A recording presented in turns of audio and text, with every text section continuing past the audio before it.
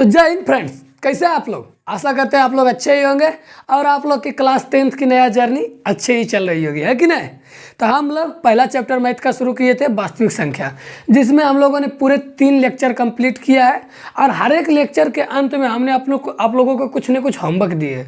Homework बना रहे हो ना, सबसे इंपॉर्टेंट है होमवर्क बनाना। जैसी वीडियो खत्म हो गए वीडियो को रोक कर होमवर्क बना लिया करो, ठीक है। क्योंकि अगर तुम मेहनत नहीं करोगे तो फल कैसे मिलेगा बताओ तो, समझ रहे हो ना। तो सबसे पहला चीज़ क्या है, जैसी होमवर्क दे होमवर्क का वीडियो देखो, अंत में होमवर्क मिले होमवर्क को बना लो।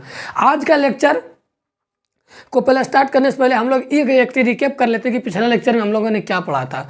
तो हम लोगों ने सबसे पहले पढ़ा था गुणनखंडन, अभाज्य गुणनखंडन, गुणनखंडन बीज। उसके बाद फिर अभाज्य गुणनखंडन का उपयोग करके HCF और LCM। और हम लोग का क्वेश्चन भी चल रहा था HCF और LCM पर। हम आप लोग का जहाँ तक, अगर आप लोग का याद तो नहीं होगा, अगर आप लोग को याद होगा, हम ये भी बोले थे कि HCF और LCM का थोड़ा सा पार्ट बच गया है, उसको हम अगले वीडियो में कवर करेंगे। तो इस वीडियो में पहले पार्ट हम लोग क्या करेंगे, HCF और LCM का बचा हुआ भाग को, और आगे का भाग फिर आगे देखा जाएगा। तो चलो हम लोग जो बचा हुआ भाग है HCF और LCM को, उसको समझते हैं। HCF, यही ना, HCF, इसका फुल फॉर्म जानते हो, हाईएस्ट कॉमन फैक्टर, यही होता है अंग्रेजी में, हाईएस्ट कॉमन फैक्टर। हाँ तो तुम लोग तो परेशान, ये अंग्रेजी आई भैया लिखने लगे हैं। अरे टेंशन नहीं लो रहे, हम हिंदी वाला है, हिंदी लिखेंगे। महत्तम समावर्तक, महत्तम समावर्तक, इसका हिंदी यही होता है, ठीक है। और उसी LCM, लोएस्ट कॉमन फैक्टर।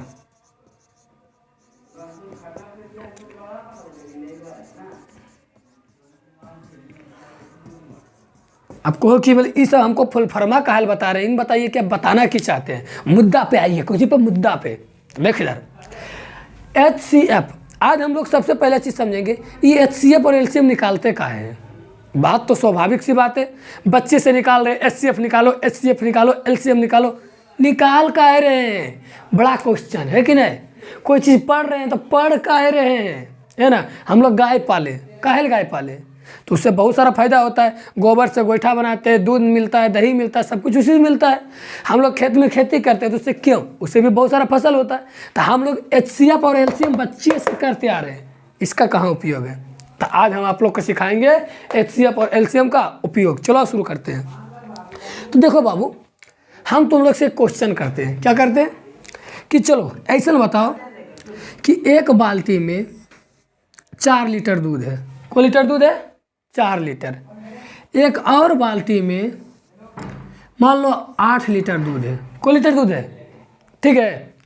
एक बाल्टी में कोई लीटर दूध, 4 लीटर दूध, और एगो में 8 लीटर दूध।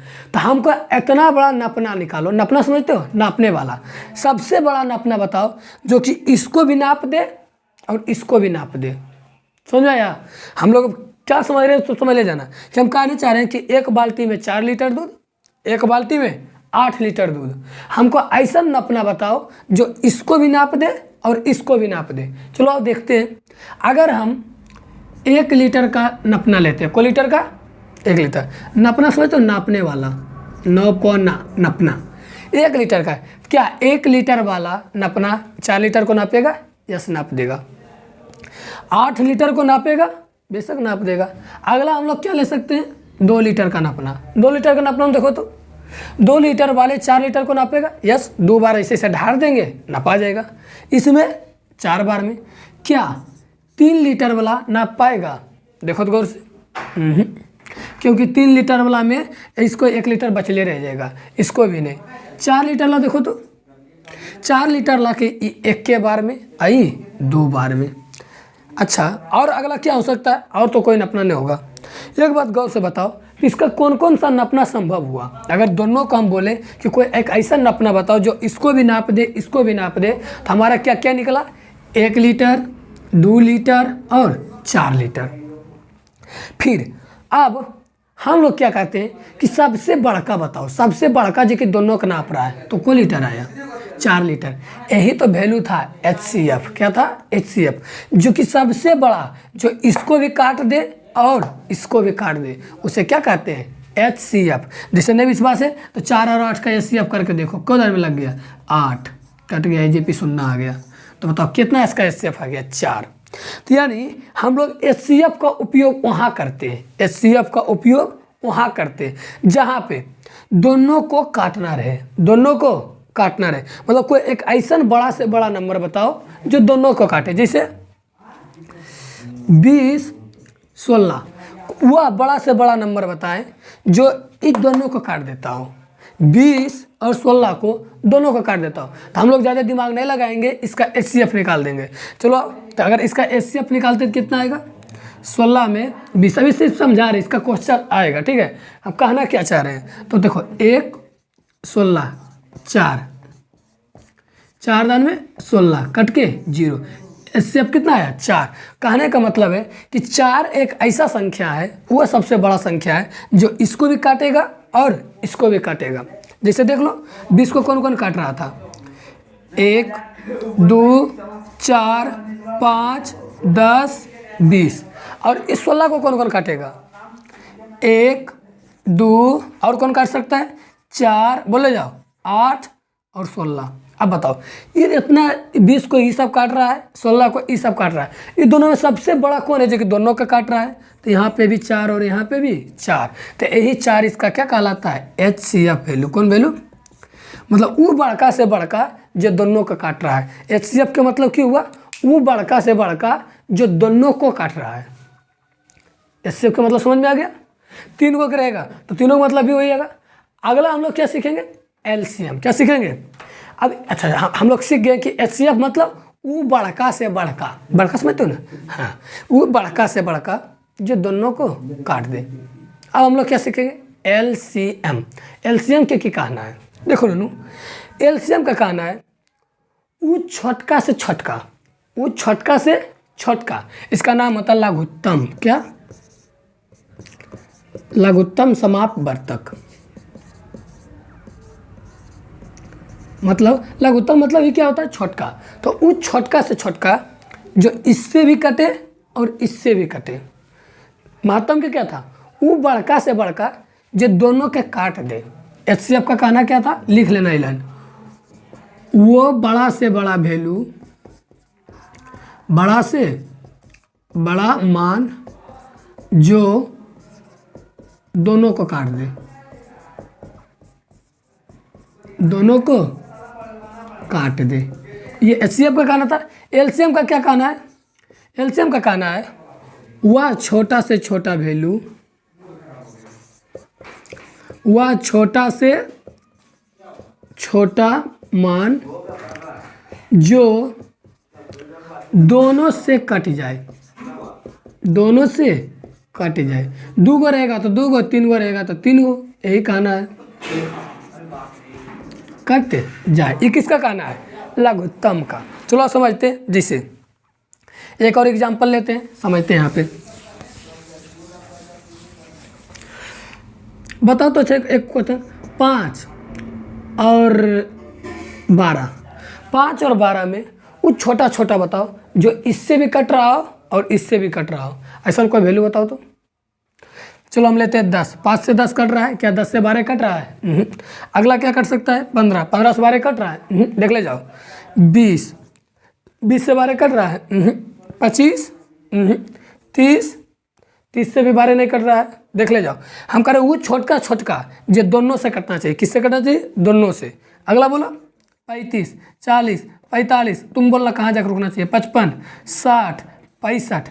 देखो तो यहाँ पे एक आया 12 से 30 नहीं, 12 से 35 नहीं, 12 से 40 कहाँ जा कट रहा है? 12 से 60, क्योंकि 12 25 60। कहने का मतलब क्या हुआ?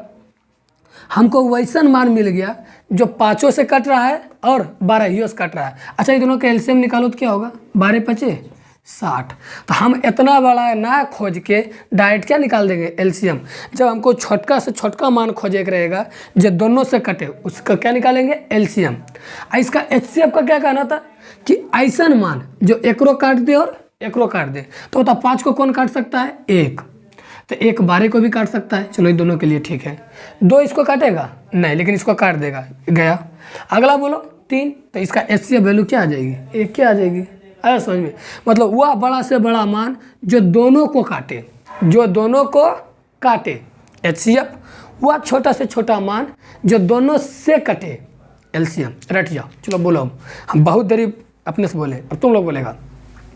बोलो, वह बड़ा से बड़ा मान, बोलो, वह बड़ा से बड़ा मान जो दोनों से कटे, जो दोनों से कटे, उसे कहते हैं HCF। क्या कहते हैं? HCF। वह छोटा से छोटा मान जो, लगता गड़बड़ बोल दिए ने, हाँ धर लिया फिर से। वह छोटा से छोटा मान जो दोनों से कटे, उसे LCM। वह बड़ा से बड़ा मान जो दोनों के द्वारा कटे, उसे क्या कहते हैं? HCF। तो ये 2 लाइन हो गया। हम लोग क्या क्या समझ गए? HCF का क्या कहना है, LCM का क्या कहना है। जैसे पूछेंगे 18, 32, 64 में ऐसा मान बताओ जो तीनों से कट रहा हो, जो तीनों से कट रहा हो, तो इसका HCF निकालेंगे कि LCM? तो LCM, क्योंकि हमको तीनों से काटना है, तो तीनों से काटने के लिए क्या निकालना पड़ेगा? LCM। फिर बोले वैसा मान बताओ जो इसको भी काट रहा है, इसको भी काट रहा है और इसको भी काट रहा है, तब क्या निकालेंगे? HCF। अब इस पर कैसे आएगा, उस पर फोकस करते हैं। कोई दिक्कत है? तो चलो यहाँ तक जो जो उतारना उतार लो। बस इसमें इतना याद रखना कि महत्तम समावर्तक में बड़ा से बड़ा मान जो दोनों को काट दे, लघुत्तम समावर्तक में हुआ छोटा छोटा मान जो दोनों से कट जाए। तो फ्रेंड्स देखो, तुम लोग कई बार पे क्वेश्चन लिखा होगा, ठीक है? हम एल्बम देख रहे हैं, बस वही क्वेश्चन में पे लिख रहे हैं। पहले क्वेश्चन उतारो फटाफट। उतारा? चलो उतारो, वेट कर रहे हैं। पढ़ो, पढ़ लिया? बनाओ? नहीं बना, हम बताते हैं। देखो क्वेश्चन क्या बोल रहा है। क्वेश्चन कह रहा है 3 मापदंड। मापदंड समझते हो किसको कहते हैं? देखता होगा दर्जन रखता है नापे वाला, अरे इंचिया, हम लोग इसको क्या बोलते हैं? इंचिया। तो इंची दिया, उसका लंबाई कितना कितना है? 1 इंची का लंबाई, एक मान लेते 3 इंची है, तो 1 इंची इतना हुआ, इतना हुआ, ठीक है? एगो का बोला है 64 सेंटीमीटर, को सेंटीमीटर 64। दूसरका का बोला है 80 सेंटीमीटर और तीसरका को बोला है 96 सेंटीमीटर, इतना।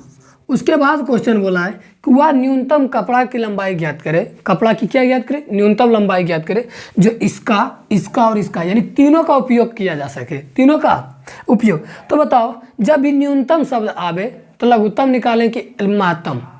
लघुत्तम को कैसे? क्या तुम ही बताओ। क्या अगर हमको कहने का मतलब है कि ऐसा एक मान बताओ जो कि इससे भी कट जाए, इससे भी कट जाए और इससे भी कट जाए, यही आ जाएगा क्या? कपड़ा की लंबाई। कपड़ा की लंबाई। क्वेश्चन पहले फील आया कि नहीं आया, तुम ही सोचो। कहने का क्या मतलब है? एक डंटा इतना गो है, एक डंटा इतना गो है और एक डंटा इतना गो है। अब इसका उपयोग कर करके नापना, मतलब कपड़ा ऐसा लेना है कि अगर हम इससे भी नापे तो भी कट जाए, इससे भी नापे तो भी कट जाए, इससे भी नापे तो भी कट जाए। तो हम तुमको बताए थे कि बोल अगर किसी भी संख्या से सभी मिलकर अगर किसी को काट रहा है तो वहाँ पे क्या निकालेंगे? LCM। तो यहाँ पे लिख लेंगे कि दिया है 3 मापदंड, दिया है तीनों मापदंड की लंबाई, लंबाई बराबर क्या क्या दिया है? 96 सेंटीमीटर, बोले जाओ, 80 सेंटीमीटर और 64 सेंटीमीटर, ये हो गया। उसके बाद फिर आगे हम लोग क्या करेंगे? हम लोग को निकालना है कपड़ा की न्यूनतम लंबाई। तो लिखेंगे कपड़ा की न्यूनतम। उससे पहले चलो एक चीज और कर दो, 96 का अभाज्य गुणनखंडन करो, कल सिखाए थे। 96 का अभाज्य गुणनखंडन बोलो क्या होगा? आधे ना। 96 का अभाज्य गुणनखंडन के लिए क्या करेंगे? 96 का लघुत्तम निकाल देंगे। बोलो कितना आएगा? 2 48, 2 24, 2 12, 2 6, 2 3। चलो बताओ 2 के पावर कितना आ रहा है? तो 2 के पावर आ रहा है 1 2 3 4 5, तो 2 के पावर 5 और 3 के पावर 1। और उससे अगला किसका निकालेंगे? 80 का। तो 80 का अभाज्य गुणनखंडन बराबर, चलो 80 का निकालते हैं, बोले जाओ। 2 40, 2 20, 2 10, 2 5। तो यहाँ पे कितना कितना आ गया? 2 के पावर 4, 2 के पावर 4 और 3 के 5 के पावर 1। एक और क्या है? 64। चलो इसका बोलो। 32, 2 16, 2 8, 2 4 और 2, 3 3 6। अगला क्या है 64। 64 का अभाज्य गुणनखंडन बराबर 2 के पावर 6। कल ही तुम लोग को सिखाए थे कि सभी को बराबर कर दो। जिसमें क्या घट रहा है 3, तो 3 के पावर 0 और 5 भी घट रहा है 5 के पावर 0। इसमें क्या घट रहा है 3, तो 3 के पावर 0। इसमें क्या घट रहा है 5, तो 5 के पावर 0। अब हम लोग को न्यूनतम लंबाई निकालना है, तो लिखेंगे कपड़ा की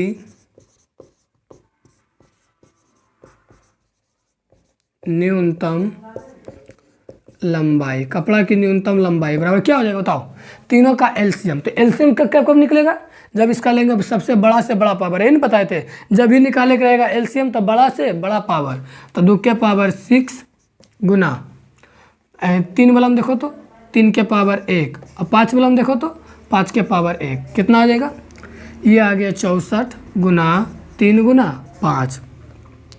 कितना आ जाएगा गुना, 4 5 20, 6 5 30, 30 2 32, 32 3 96, 960 सेंटीमीटर।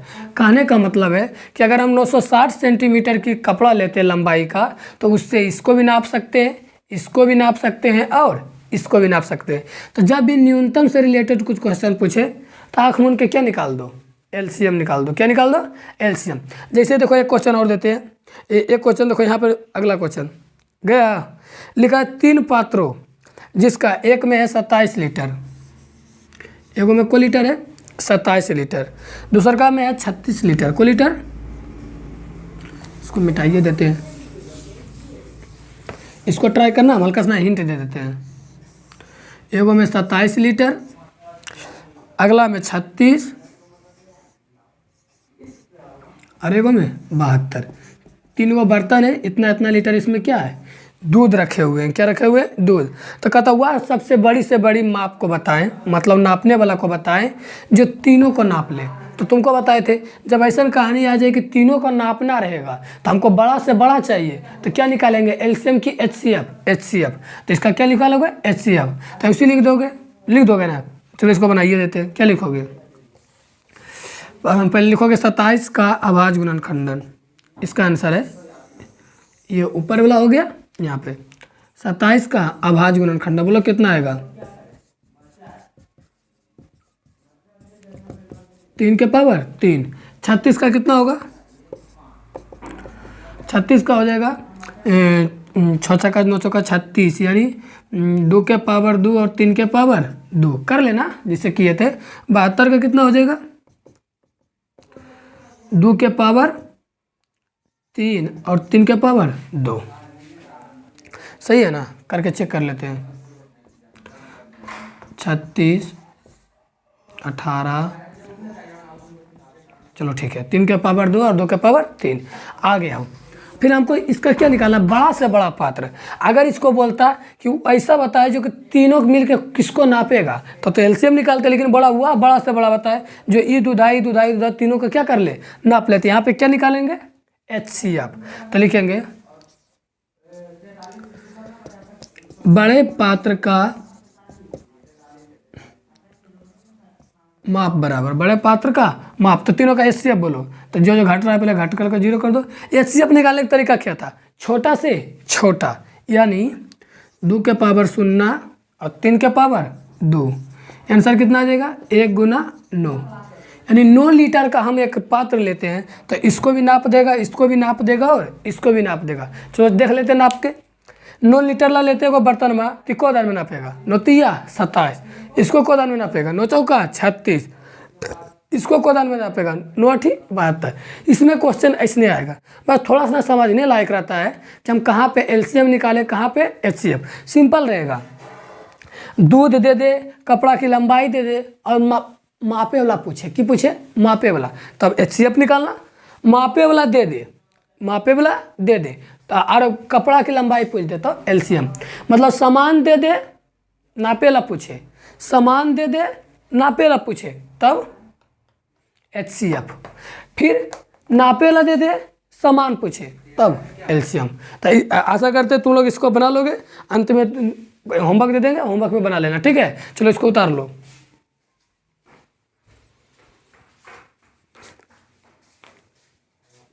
तो गाइज आप लोगों ने अभी तक क्या सीखा, एचसीएफ और एलसीएम का उपयोग करने। अब हम लोग एक छोटा सा और टॉपिक है कि किसी के अंत में शून्य कब आ सकता है और 5 कब आ सकता है।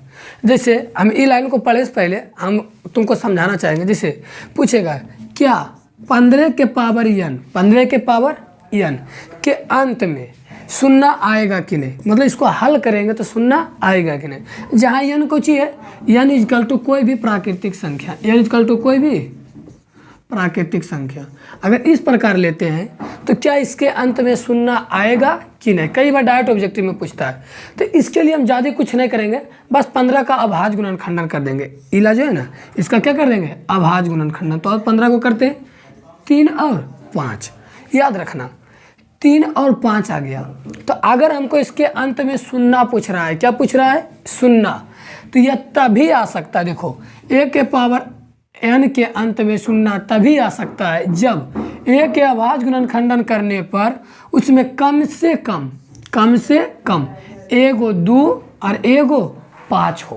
तो क्या इसमें एगो 2 और एगो 5 आया है, इसमें देखो 5 तो आया लेकिन 2 नहीं आया। तो इसके अंत में कभी भी शून्य नहीं होगा, शून्य नहीं होगा। विश्वास ने करके देखते हैं। इसे कि देखो 15 के पावर 1 कितना आएगा, 15, 15 के पावर 2 तो 225, कभी आ ही नहीं सकता। अंत में क्या आ रहा है, 5।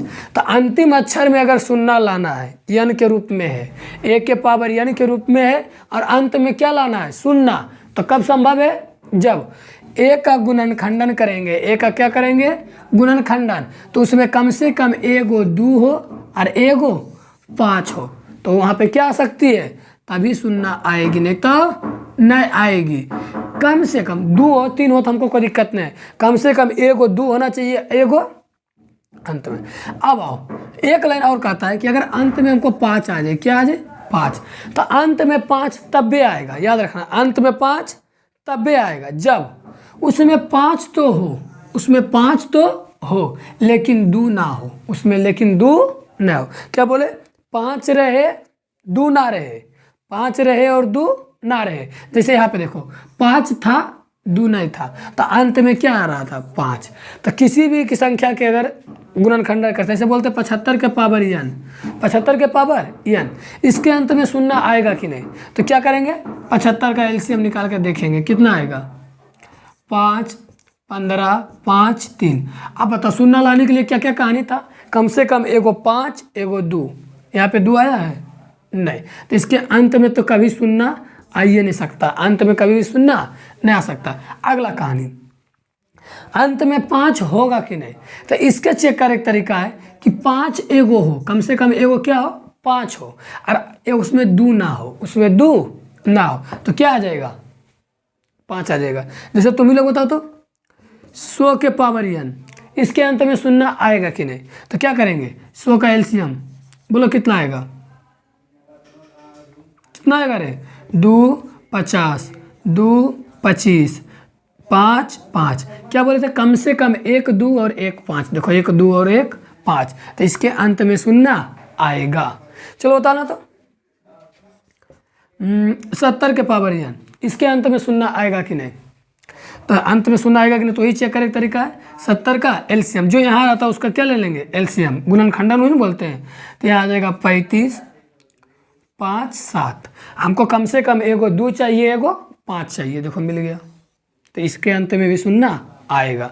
चलो बताओ तो 30 के पावर n, इसके अंत में शून्य आएगा कि नहीं, तरीका वही है, तो इसका क्या निकालेंगे, एलसीएम कितना आएगा, 2 15 3 5, देखो एक 5 यहाँ आ गया, एक 2 आ गया, आ रहा है करने। तो सिंपल कहानी है, अगर क्वेश्चन में पूछता है कि अंत में शून्य आएगा कि नहीं, तो क्या करोगे बस इतना कि उसका गुणनखंडन करेंगे, अगर 2 और 5 दोनों आ गया, कम से कम एक गो आना चाहिए, बस एक गो आ गया मेरा काम बन गया, तो उसका अंत में शून्य आएगा तो आएगा। अगर a के पावर n दे ले रहेगा तो ये 2 लाइन उतार लो, ठीक है। इसका कई सारा एग्जाम्पल है, आज इसका भी तुरंत लगाते हैं, क्या तुम लोग को क्वेश्चन देते बनाने के लिए, तुम लोग बना लोगे, ठीक है, बना लेगा ना, चलो उतारो।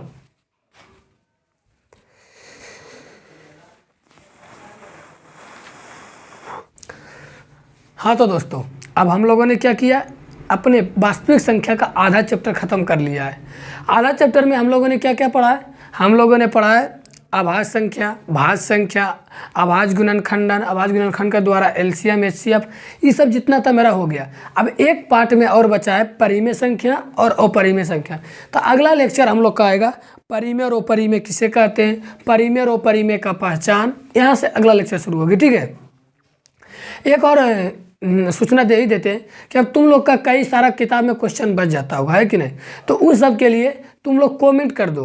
हम लोग एक चैनल और खोलने के बारे में सोच रहे हैं। उस चैनल में क्या करेंगे, सिर्फ और सिर्फ कॉपी झलकेगा उसमें हम नहीं दिखेंगे, कॉपी कलम और जो जो क्वेश्चन रहेगा उसका क्या दे देंगे, बना बना के उस पर वीडियो अपलोड कर देंगे। कोई दिक्कत है क्या? जो चीज़ हम लोग को अब करना है, क्या करना है, ऑनलाइन। तो तुम लोग बता दोगे कि भैया केसी सिन्हा बुक का 30 नंबर है ना, तो हम डायरेक्ट जाके कौन नंबर बना के दे देंगे, 30 नंबर का देखो यहाँ पे ऐसे है। तो तुम लोग ये भी कर सकते हो। तो ये सोच रहे दूसरा चैनल अगर तुम लोग का चाहिए तो तुम लोग कमेंट कर देना कि हाँ दूसरा चैनल चाहिए, नहीं चाहिए तो कोई दिक्कत नहीं, जैसे चल रहा है चलेगा, कोई दिक्कत है। तो हम लोग चलो आज एक छोटा सा ही लेक्चर रख लेते हैं, बाकी अगला लेक्चर में हम लोग क्या सीखेंगे, परिमेय संख्या और अपरिमेय संख्या में अंतर। तो चलो तब मिलते हैं अगले वीडियो में, तब तक के लिए जय हिंद, तब तक के लिए जय हिंद।